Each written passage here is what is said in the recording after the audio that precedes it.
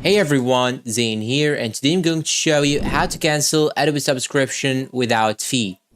Now you need to know that by agreeing to the terms and conditions of Adobe subscription, if you have subscribed annually, then canceled your subscription, you will have to pay 50% of your remaining contract obligation. So now in order to avoid this type of fee, you can simply go to Adobe website, then sign in using your account, and here on the bottom you will find this button right here, the chat button. And this one right here will jump you directly to Adobe Virtual Assistant. You can simply ask them to talk with their support, and simply you can tell them that you are financially broken, for example, and you need to cancel your subscription without paying any fee. Maybe they will reject your first order, but in the second or the third time, they might agree and help you end your subscription without paying the fee. So you have to communicate with them, explain your condition, try to convince them that you cannot actually pay the fee. And in most cases, they are very helpful and they will agree. And maybe in some cases, they may give you 1 or 2 months for free.